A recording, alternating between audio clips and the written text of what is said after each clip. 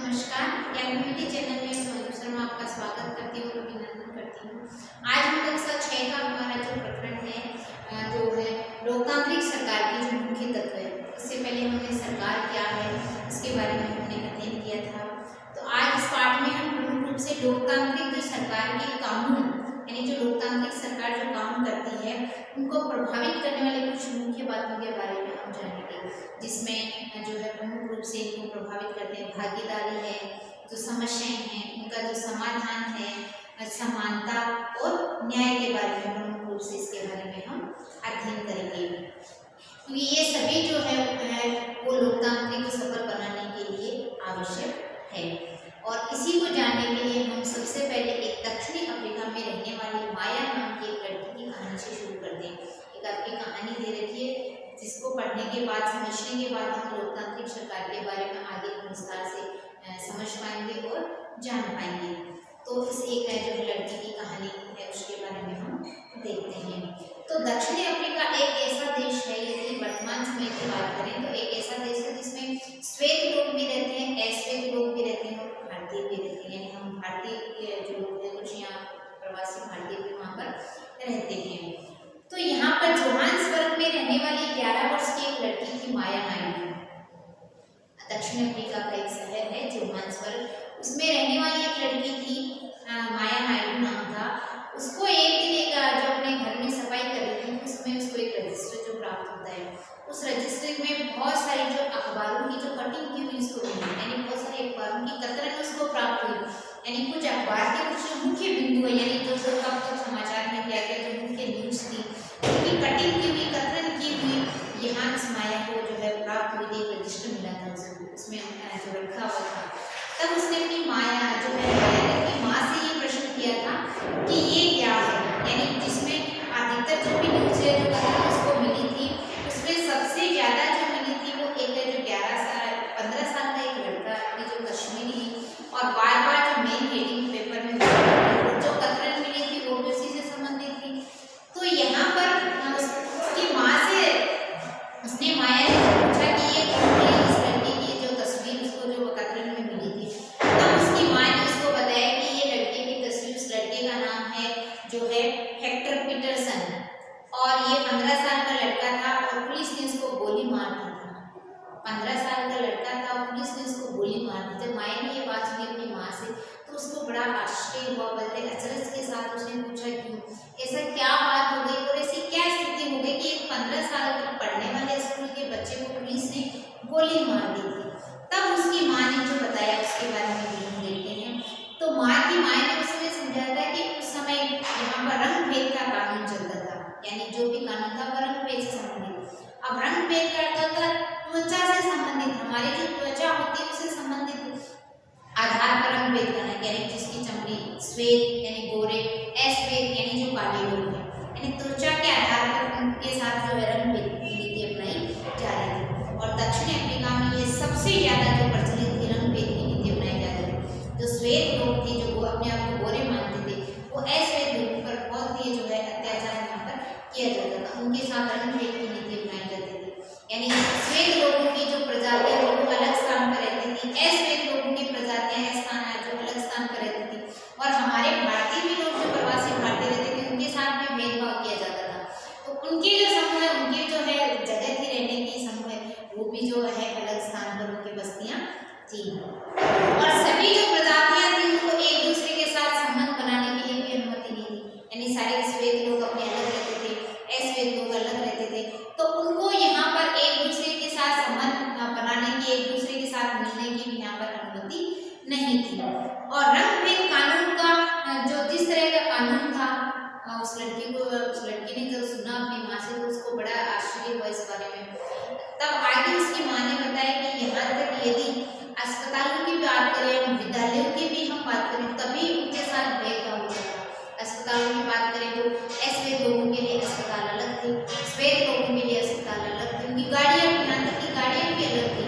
यानी जो श्वेत लोगों की जो गाड़ियाँ आती थी अस्पतालों की वो समान जो उनके लिए सारी सुविधाएं उपलब्ध होती थी, जबकि अश्वेत लोगों के पास ऐसे नहीं था।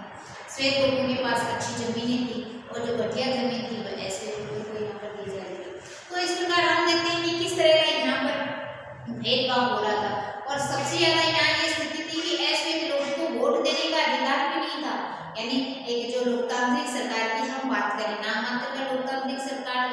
उस समय दक्षिण अफ्रीका में कि यहाँ पर अश्वेत लोगों को वोट देने का अधिकार भी हम नहीं कह सकते, वोट देने का अधिकार भी उनके पास में नहीं था। तो इस प्रकार हम देखते हैं कि कितनी सारी चीज यहाँ पर जो भेदभाव किया जा रहा था। तो इसी के तहत जो दक्षिण अफ्रीका का एक छोटा सा शहर था सोवेटो नाम का, इस सोवेटो नाम के शहर में जो विद्यालय में एक जो लड़का, उसके बारे में चर्चा कर रहे थे, जिसके बारे में बाद में बार उसके बारे में जो न्यूज बताई गई थी, तो वो लड़का उसे जो सोवेटा शहर से संबंध रखता था और वहाँ पर श्वेत लोगों को क्या कहा जाता था, श्वेत लोग अपनी भाषा पर ज्यादा जोर देते थे।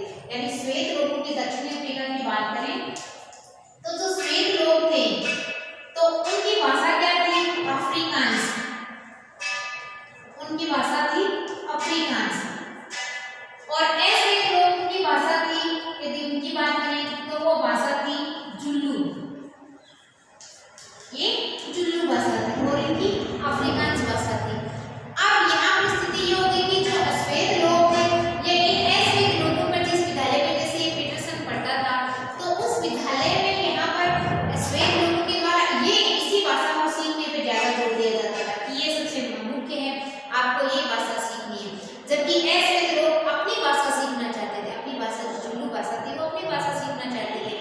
तो इनके लिए जो है सहपाठियों के साथ मिलकर पीटरसन ने इनका विरोध किया था, बहुत सारे लोगों ने विरोध किया था विद्यालय की तरफ से, पीटरसन ने सहपाठियों के साथ मिलकर उनका विरोध किया था।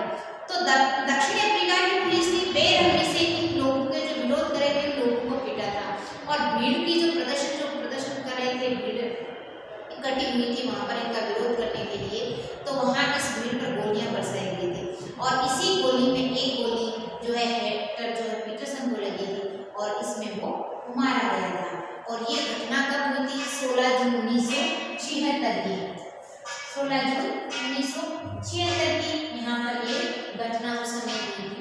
यानी अपनी मातृभाषा सीखने के लिए उनको नहीं और श्वेत लोग अपनी भाषा यहाँ सीखने के लिए वहाँ पर दबाव दिया जा रहा था।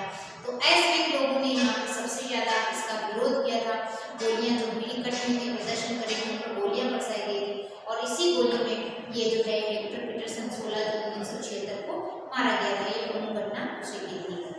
अब अफ्रीका जो कि राष्ट्रीय कांग्रेस और उनके जाने माने नेता थे नेल्सन मंडेला, ये कई बार आप लोगों ने नाम भी सुना होगा, नेल्सन मंडेला।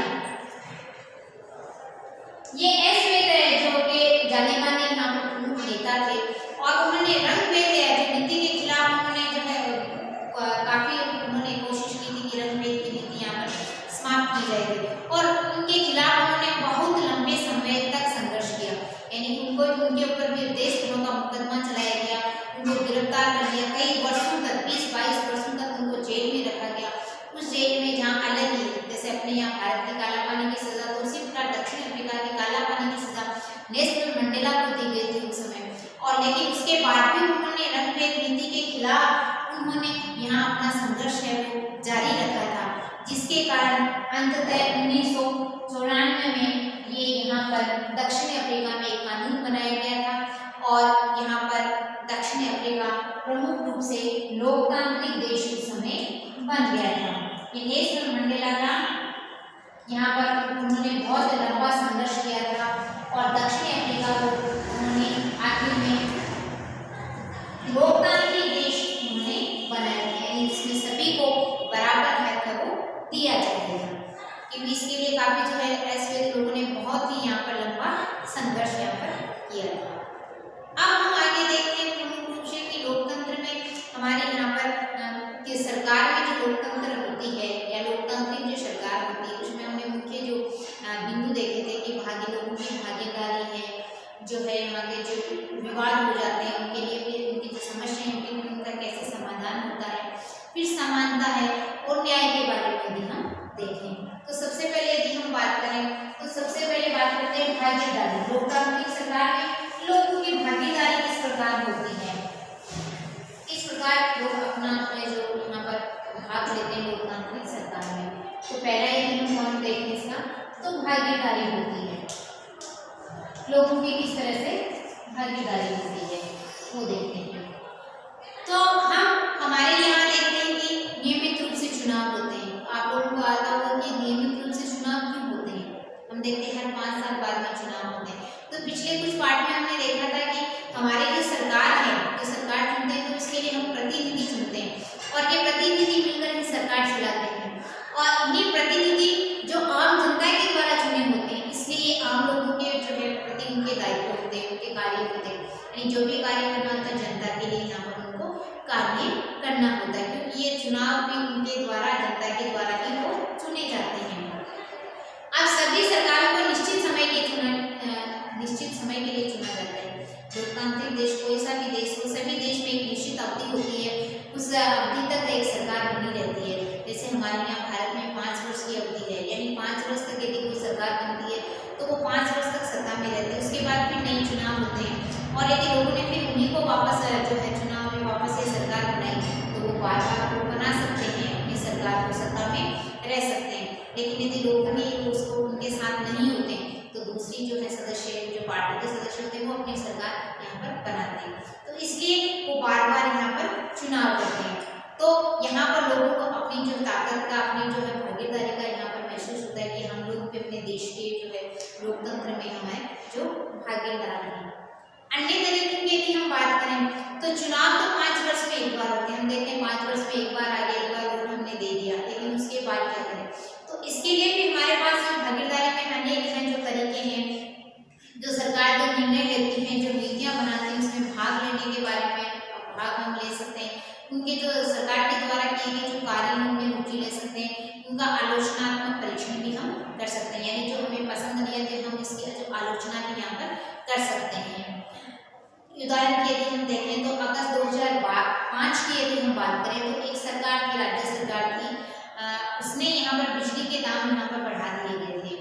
तो यहाँ के लोगों ने इसका सबसे ज़्यादा विरोध किया था और उस सरकार ने लोगों को बहुत ही समझाने का जो है भरपूर प्रयास किया था यहाँ पर, लेकिन उसके बाद भी लोग अड़े रहे और बिजली के दाम कम करवाने की उन्होंने भरपूर कोशिश की थी और अंततः जो है सरकार को अपना निर्णय है वो बदलना पड़ा और उन्होंने बिजली के दाम घटा दिए थे, क्योंकि वे आम जनता के प्रति वफादार है, क्योंकि आम जनता के से ही सरकार बनी है। तो आखिरकार में जब बिजली के दाम बढ़ाए गए तो लोगों ने इनका विरोध किया और सरकार को, राज्य सरकार को अंततः इसमें झुकना पड़ा था।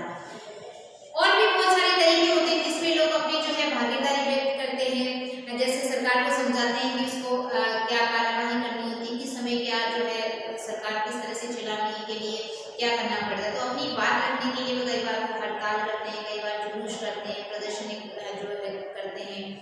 तो इनके जरिए जो बातें गलत होती है, जो न्याय संगत नहीं होती है, उन बातों को सरकार के सामने है वो लाया जाता है। अखबार है, पत्रिकाएं हैं, टेलीविजन के माध्यम से हम रोजाना सरकार के द्वारा लोगों के सामने जो चर्चाएं होती हैं वो हम आराम से वो देख सकते हैं। जहाँ ये सच है, आप यहाँ लोकतांत्रिक में देखते हैं कि एक बात तो हमें सही लगती है कि लोकतांत्रिक में लोगों की भागीदारी होती है और लोगों को ये भाग लेने का यह मौका देता है, लेकिन फिर भी सभी वर्गों के लिए ये मौका नहीं होता है। कई बार लोकतांत्रिक देश होता है लेकिन उसके बाद भी यहाँ पर सभी लोगों को ये जो अपने देश अपनी सरकार में भाग लेने का मौका नहीं होता है और इसके लिए वो एक अपनी अपनी भागीदारी इस सरकार में लाने के लिए वो दूसरा तरीका अपनाते हैं, जैसे वो आंदोलन करते हैं, जैसे जिनको न्याय नहीं मिल पाता है, जैसे हम बात करें तो दलित हैं, अल्पसंख्यक हैं, महिलाएं हैं, जब उनको भागीदारी का मौका नहीं दिया जाता है, क्योंकि सभी वर्ग के लिए नहीं होता है, तब ये आंदोलन के माध्यम से अपनी भागीदारी को है वो करते हैं कि हम भी इस देश के हिस्सा हैं, तो हमारी भी इस देश की सरकार में हमारा जो है भागीदारी हमारी होनी आवश्यक है।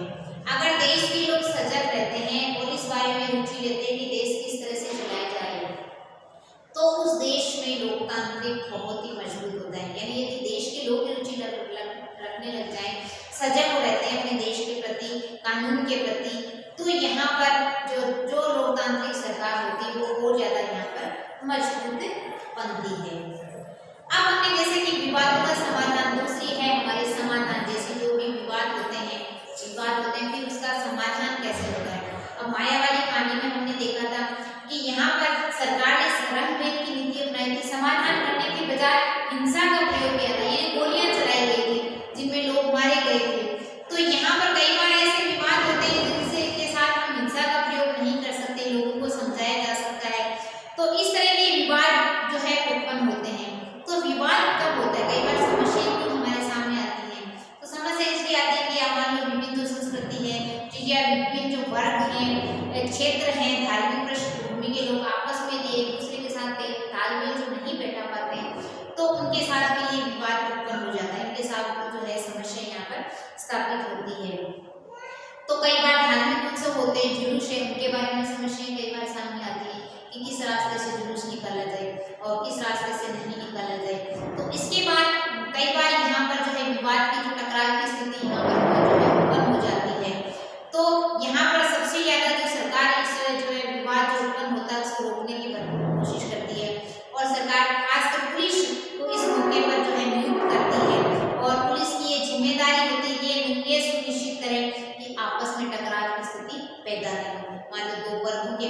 समुदाय के बीच में, क्षेत्रों के बीच में जो स्थिति की, जो टकराव की स्थिति बनी रहे, तो जिम्मेदारी दी जाती है पुलिस को कि आप सुनिश्चित कर लें कि यहाँ आपस में इनमें टकराव की स्थिति यहाँ पर नहीं हो। तो ये वहाँ पर पुलिस को जिम्मेदारी देते, ताकि पुलिस क्या करती है, एक दूसरे पक्ष को यहाँ पर आपस में बातचीत करवाती है, आपस में बातचीत करके समाधान निकालने की कोशिश करती है, ताकि आपस में दोनों पक्षों के बीच में टकराव नहीं हो। कई बार हम देखते हैं नदियां भी विवाद का कारण बनती है। उदाहरण के रूप में यदि हम देखें, मान लो नदी है, तो नदी तो काफी लंबे क्षेत्र में यदि बहती है, तो 2 राज्यों से 3 राज्यों से होकर भी गुजर सकती है। तो इन नदियों का पानी भी कई बार क्या होता है, राज्यों के बीच विवाद का कारण बनता है।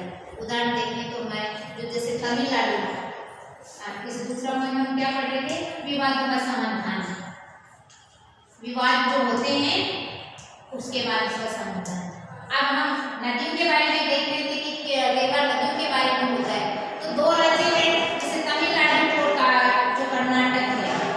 अब तमिलनाडु और कर्नाटक, इन दोनों राज्यों के बीच में क्या होता है, ये कावेरी नदी का विवाद चलता है, जो आज भी यहाँ पर चलता है, कावेरी नदी विवाद।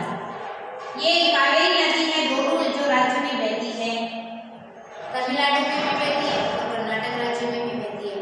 अब कर्नाटक में एक बांध बना हुआ है, संदीप कृष्णा राज सागर बांध। कहाँ पर बना हुआ है, कर्नाटक में। और तमिलनाडु में बना हुआ बांध मेडुर बांध, यानी तमिलनाडु में इसी कावेरी नदी पर जो है मेडुरा बांध बना हुआ है, और कर्नाटक में कृष्णा राजा सागर बांध यहाँ पर बना हुआ है।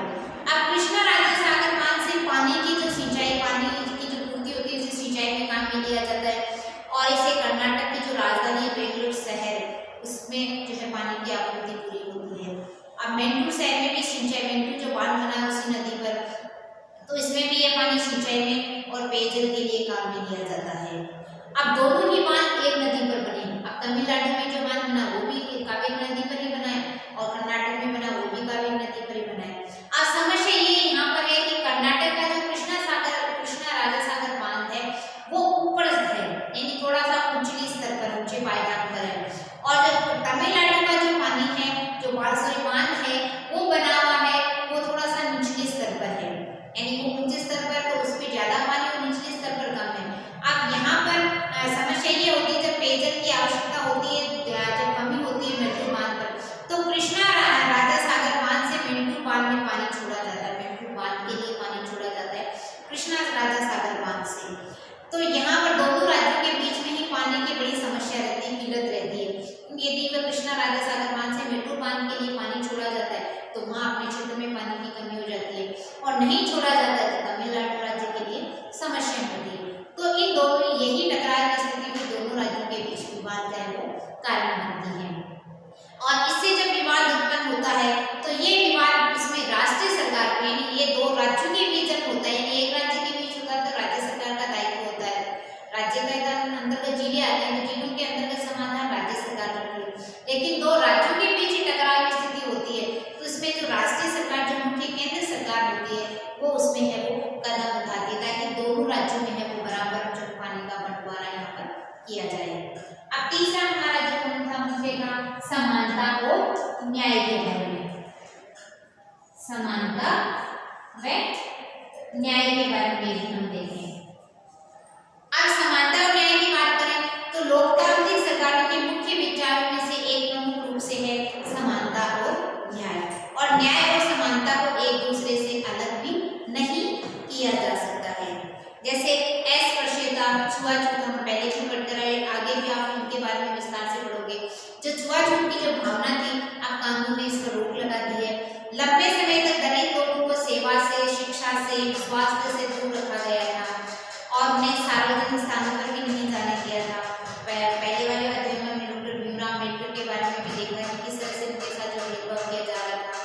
तो इसलिए यहाँ सबसे ज्यादा इस पर समानता पर जोर दिया गया, और ये न्याय, यानी कानून के तहत ये न्याय किया गया कि इन लोगों के साथ भी बराबरी, इन लोगों को भी बराबर का हक वो यहाँ पर दिया जाए। इसलिए सरकार भी समानता और न्याय की जरूरत को पहचानती है, और उन समूहों के लिए विशेष प्रावधान करती है जो अब समाज में बराबर नहीं माने जाते थे, उनके लिए वो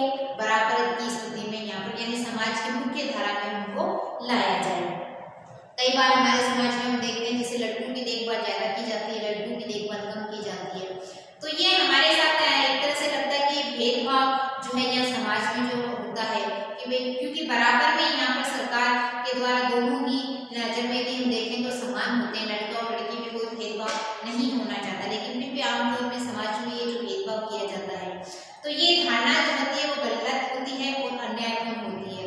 तो उसके दूर करने के लिए सरकार ने बहुत सारे जो कदम यहाँ पर उठाए गए। सरकार ने कुछ विशेष प्रावधान किए, उसके लिए उन्होंने लड़कियों के लिए जो है हम कह सकते हैं शिक्षा के लिए फ्री जो शिक्षा उन्होंने यहाँ पर शुरू की। सरकारी कॉलेजों में, स्कूलों में, विद्यालयों में उनके लिए फीस खत्म करने और कम करने का भी प्रावधान उन्होंने यहाँ पर किया है, ताकि यहाँ पर किसी लड़कियाँ भी वो बराबर उनको शिक्षा का है वो जो पूरा हक मिले और बराबर की मुख्य धारा में वो यहाँ पर आए। तो इस प्रकार हमने देखा था लोकतांत्रिक सरकार के बारे में। मुख्य रूप से पहले हमने जो दक्षिण अफ्रीका में जो रंगभेद की नीति अपना ली थी और लंबे संघर्ष के बाद में उनको यहाँ पर जो सफलता यहाँ पर जो है वो प्राप्त हुई थी।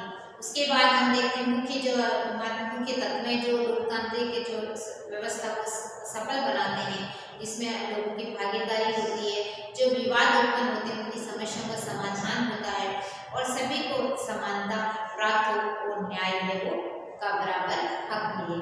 तो ये थे हमारे लोकतांत्रिक के मुख्य तत्वों के बारे में। तो इसको एक बार आप देखना हो, समझना, आगे वाला हम कल करेंगे। तब तक के लिए नमस्कार।